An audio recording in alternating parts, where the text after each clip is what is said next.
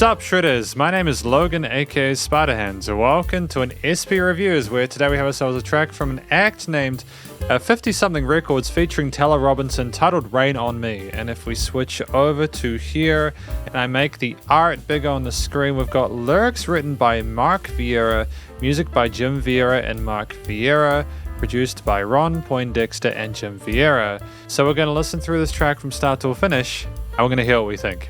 Just mentioning before we get into it, I'm also going to be grading this track on a variety of criteria and giving an overall score at the end out of 10. But before that, let's go. Let's do it. What do we have?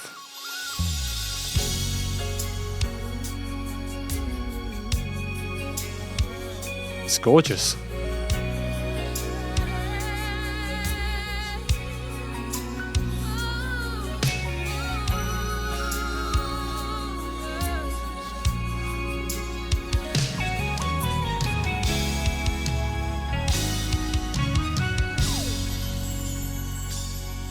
There's so much going on immediately. The shower of your blessings. We stand beneath the shower of your love. We stand beneath the shower of your healing. We receive your shower from above. We were an incredible singer as well.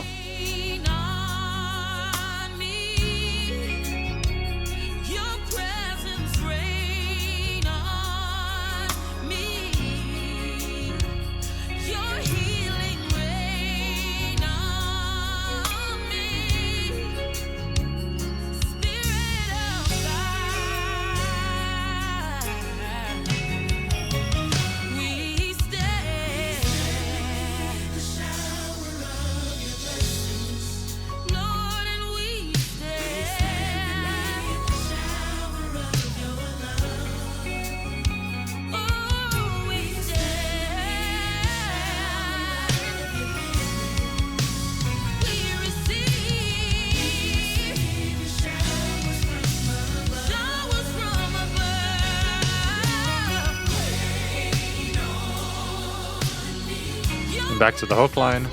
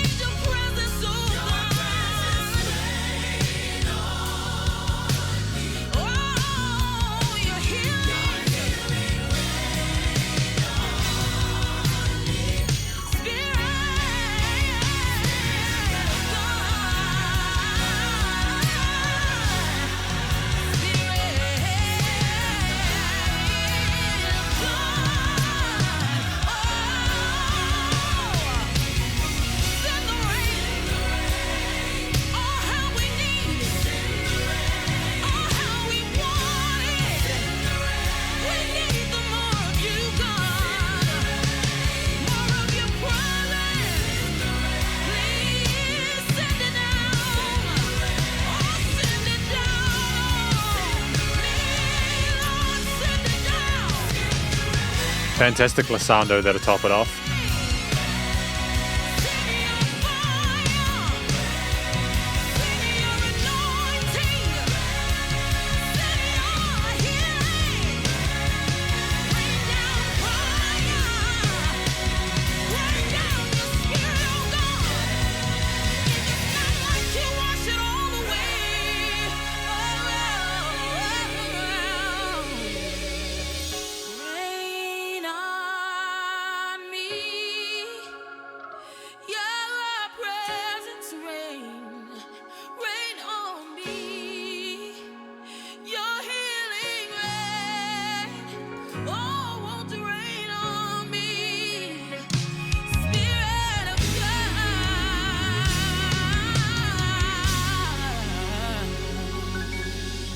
I mean, that's a pretty easy 9 out of 10 for the vocals, right? I mean, like alone, the vocals are a 9 out of 10. I'm gonna grade the score, get my overall sort of like points together, and we'll go talk about this track more in the conclusion. And welcome to the conclusion, the analysis and conclusion, my review of this track from an act named 50 Something Records titled Rain on Me, featuring Tela Robinson here. We've got the art behind me and big on the screen there. First of all, I just want to sort of say this got an overall score, I think, out of 8.3 out of 10, which is actually very, very high. I can't remember the last time I gave a track that high a score. There was a lot of reasons why that was the case, but to sort of talk about the track and per my usual sort of conclusion sections, what do I think this track is about? I think it's like about celebrating the blessings of God coming down from above onto the people below. That's effectively it. We've got the main vocalist sort of singing their truth and wonderfully eloquent, fantastic vocal technique there. Incredible phrasing both in the main sort of like lead lines and showing an incredible prowess with those phenomenal, really intricate, very technical legato lines soaring all over the place with like a call and response going between the main lead and then also the choir in the background. It's a phenomenal gospel track, if I'm not mistaken there. The story, there's so much glory to it. We just continue to build over time throughout the entirety of this piece. And what I liked about it is that sometimes in tracks like these, I've just heard quite a lot of finesse, but like the entirety of the time, we start really sort of showing what we can do as we go further on and further onto the piece, so that it continues to be interesting for the listener. So it isn't too much. There's diversity there. And I like the fact that we have that self-awareness of when to sort of really belt or kind of bring ourselves up, when to sort of fly away with it, and when to sort of be a team player and work with those backings in unison and really sort of build it up. So I think it's a fantastic performance vocally. Phenomenal harmonies there, working really well with some of the not unpredictable as in like, I liked some of the chromatics or like the chord shifts there, some parallel majors or minors or like some chromatics there we were doing with the progressions behind it there. A lot of details to the backing arrangement as well, but just the vocals absolutely smashed it, whether mains or backings. And yeah, phenomenal vibratos as well. It's just really top notch.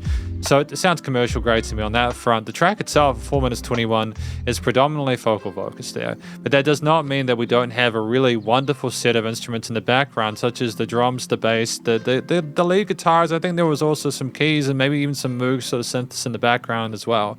And what I want to do is talk about each of these instruments a little bit, with the understanding that this track is sort of predominantly sort of like a contemporary kind of verse and chorus kind of structure there, with sort of extra imprints and focuses on some of those choruses. We might have had an interlude in there somewhere. I was just kind of like blown away by everything that I heard. So I need to probably have another listen through it to sort of like really sort of like interject with that. But ultimately, it was very smooth throughout the track there. There were no points where I was wondering what was going to happen next in a way where I was like disinterested. There was no filler in there. And the performance in general was pretty tight. But I want to talk about the drums, because the drums were incredibly active with us, especially as we went on, man. We were absolutely flying with those different cymbal grooves there. The kick snares are prominent and proficient. But we also had a phenomenal sense of awareness of when to sort of follow through with some sort of polyrhythms or whatever. Not polyrhythms, but going against like the grain, the main pulse of the music there, to switch things up for like fills and transitions and stuff like that. We were very sort of comfortable with exploring the drum kit within this piece and finding little holes and gaps and maybe cool responses potentially in parts where it could kind of fit more in a way that was still respectful to the composition as a whole. Ultimately, the drummer they pocketed when they needed to, but also they almost got to a point where it almost sounded like it was becoming a little bit dominant over top of the vocals and parts, but we never quite got there. And I like the fact that we were able to sort of keep our groove going on whilst also being fundamentally supportive in the low end. The bass guitarist, I thought the bass sounded nice and it sounded beautiful, had a beautiful bass tone within this, worked really well with the chord progressions, whatever they were sort of more traditional, sort of like transitional chords, and ultimately was very supportive of those root notes and those progressions as well. The guitar parts with some arpeggiated parts there. We were very comfortable with like the slides on the bass and stuff supporting the low end. The guitars were more mids, but they also kind of were on the sides of the stereo field a little bit. There was some cooler responses going on with some lead parts there. We arpeggiated, or we played some lead licks there to sort of color the track a little bit more and make it a bit more kind of interesting or exciting there. We were very keen throughout the arrangement of this track to keep the listener's attention through. If we didn't have vocal parts, we'd introduce another instrument like the keys or the guitar or whatever to kind of fill in the gap there. And we always had something fun or interesting going on there, or something that really did kind of get you more sort of involved there with a spiritual, just generally just enjoying the song. But I think the guitar parts were kind of minimalist without being too much, but enough to keep the track interesting and sort of like it was wonderful actually. You know, I'm kind of glad that we allowed the keys to be more prominent because there were definitely piano parts in this there. Very sort of appropriate for the genre, fantastic exploration of some of those sort of major minor chords, some extensions sometimes, but traditionally sort of keeping things more sort of palatable harmonically with a lot of the complexity coming through with like the crazy kind of amazing vocal lines with the flurry of different notes and scale runs there. The at times, of course, not all the time, but at times, I think that the keys were articulate on the right and left hands here, supporting the bass on the left. You know, highlighting certain parts of the chord progressions on the right there to further enhance them in different parts of the frequency spectrum. Ultimately, they were a great sort of foil for what was going on with the vocals, but they also stood in their prime when we got things up into the later stages there, and then more things were coming in. I think we also had some organ glissandos or something like that as well there, if I'm not mistaken. We might have had some organs there as like an additional key light just for a different texture, but further enhancing what had already existed on those guitar and piano parts there. And then finally, I think we also had like a synth kind of moosh kind of with a bit of portamento there, a bit of a slide going through the upper register there occasionally, which added a bit of sparkle to this piece. That wasn't that one little niche note filled by the mains and side vocals and all the other kind of broad elements within the track there.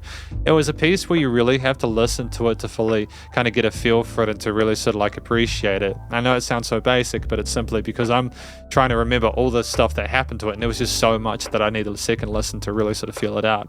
The main theme overall, you know, rain down on me, God's love and everything like that, it did feel like we were celebrating that. There was a lot of glory in a lot of those progressions and the sounds of the instruments, and the joy and the kind of passion of the singer is what sold that. And when you combine all the different instruments, the really incredible instrumental performance combined with just the power of those vocals, the sound design there of keeping them on sides, and the main there, the attention to detail of trying to keep the listener entertained throughout there and involved, you have a track which is very aware of what it needs to accomplish and absolutely slams it.